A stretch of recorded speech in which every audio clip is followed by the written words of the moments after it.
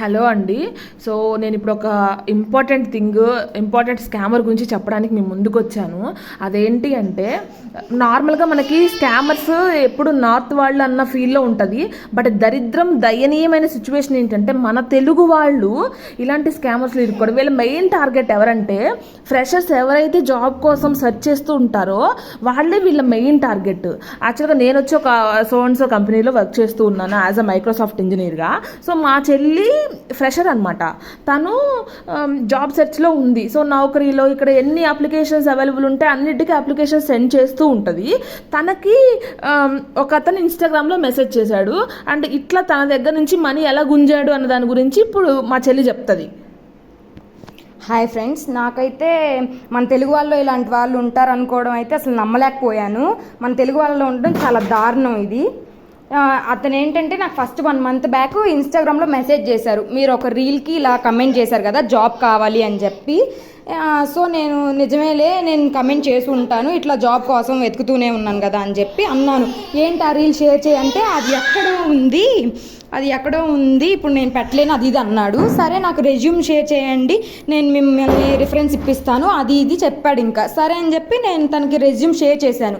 Share చేసిన తర్వాత మీరు ఇలా ఒక సేల్స్ కస్టమర్గా, దీనికి సేల్స్ ఎగ్జిక్యూటివ్గా మీరు ఓకే అయ్యారు, సో మీరు బెంగళూరు రావాలి అని చెప్పాడు. ఇంకా బెంగళూరు అంటే మా ఇంట్లో వాళ్ళు ఒప్పుకోలేదు. సో ఇంక బెంగళూరు వెళ్ళడం కుదరలేదు. 1 week ట్రైనింగ్ అయినా రండి, ఆ తర్వాత మీకు అంతా ప్రొవైడ్ చేస్తాం, ట్యాబ్ అది ఇది ఇస్తాం అని చెప్పాడు. బట్ నేను దానికి ఒబే చేయలేదు.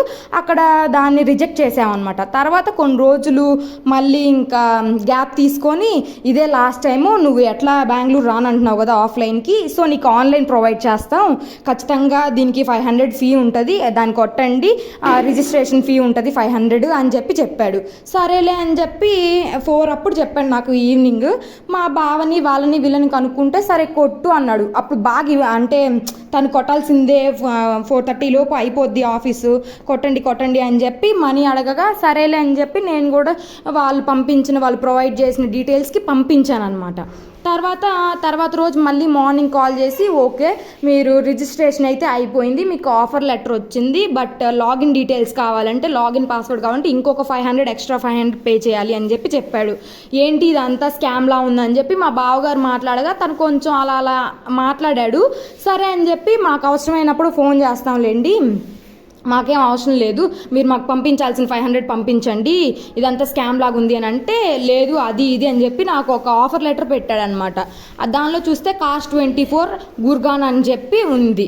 మేము సెర్చ్ చేయగా తర్వాత చూడంగా తెలిసింది ఏంటంటే, కాస్ట్ 24 అనేది హైదరాబాద్ ఇంకా బెంగళూరు బ్రాంచెస్లోనే ఉంది, గుర్గాన్ అనే బ్రాంచ్లోనే లేదు అసలు. ఇట్స్ ఏ ఫ్రాడ్, ఫేక్ అని మాకు అప్పుడు అర్థమైంది. తర్వాత ఫోన్ చేసి కనుక్కోగా తనని, నువ్వంతా ఫేక్, మా మనీ మాకు ఇవ్వండి అని అంటే, అవును ఏంటి ఫేక్ అని చెప్పి ఇష్టం వచ్చినట్టు బూతులు మాట్లాడాడనమాట.